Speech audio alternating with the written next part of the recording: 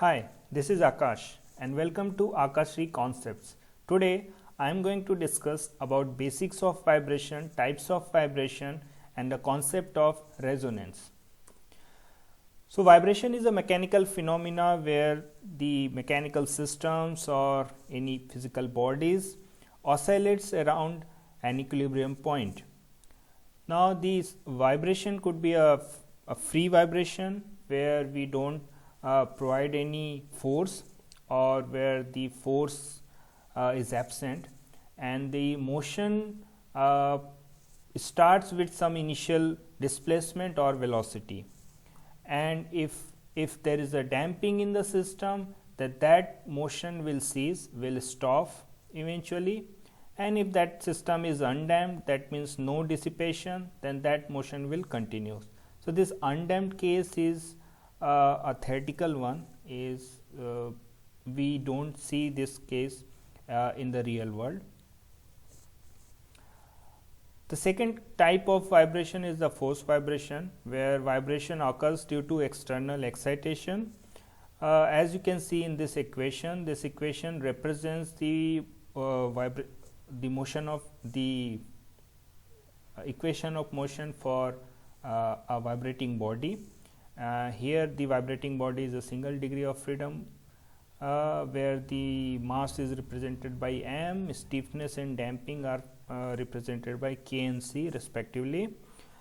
The excitation is f, which is a function of time, and that excitation will cause this vibration x, which will also be the function of time. Now in order to obtain the vibration, how much vibration the system will generate, then we requires this the different parameter, physical parameter, mass, damping and stiffness, as well as the excitation function. Now there are two graphs which is represented below, and before explaining that graph, I would like to discuss a little bit about the natural frequency. Now every system has its own natural frequency. Now what does this natural frequency means? That when we, in case of free vibration, when we provide the initial motion, all the body will vibrate at a certain frequency. So that frequency is called natural frequency. Now in case of force vibration, what will happen if the excitation, if the frequency of excitation force matches with any one of the natural frequency of the vibrating system, then the amplitude would be highest, would be maximum. So that body will generate the maximum amplitudes.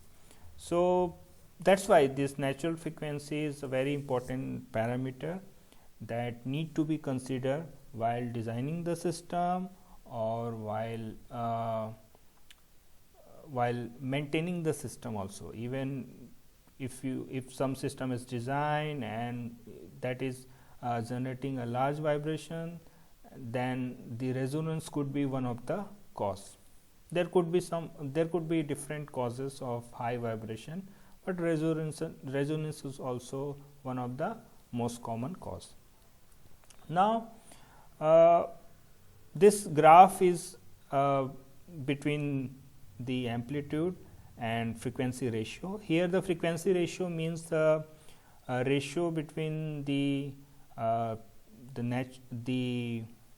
excitation frequency and natural frequency. So frequency ratio 1 means excitation and natural frequencies are same, and in that case you can see there is a large vibration, okay, and the zeta is factor that represents the damping. So 0.1 means very this system is system has the low damping as compared to 0.5.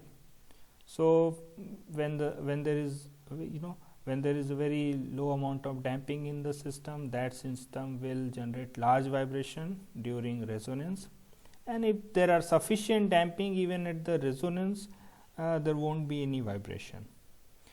Now so that's the amplitude that will be at maximum, that will show that will possess the maximum value in case of resonance, and the phase between vibration and force would be 90 degree in case of resonance. And so below, when the frequency ratio is less than 1, then the phase would be lower than 90, and when the frequency ratio is more than 1, the phase angle would be more than 90. Now, in order to explain in detail, or in order to explain the effect of resonance, I would like to show one video which is on the Tacoma Bridge collapse. This video is also available on the YouTube, and most of the vibration gurus usually use this video to explain the concept of resonance. Let me, this video has started. Oops, I apologize.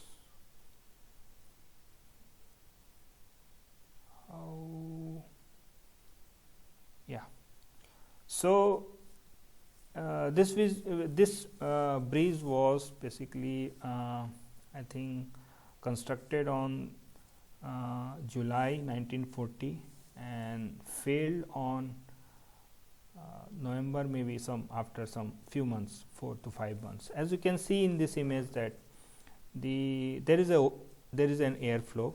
That air or that wind must have contained one of the natural frequencies of that bridge, and that's why when there was a wind flow, there was a resonance, and then this bridge started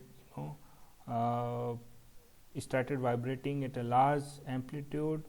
And since over the time this fatigue will occur, and then what will happen, this bridge will eventually fail.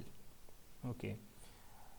And so if there, for example, let's consider another case where the wind or the speed or the motion of the wind only matches the natural frequency of the bridge for short duration. In that case, this resonance would have been avoided, or if the design of the bridge was different. So if someone would have done the analysis on the natural frequency and the excitation, the analysis on the excitation due to wind in that area, then also with the help of design change, with the help, so natural frequency is basically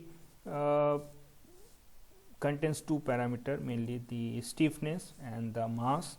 So by varying the stiffness and the mass, by either shifting the mass in any side, either lowering or increasing, or by changing the stiffness by providing extra supports, or by changing the material, we can shift this natural frequency.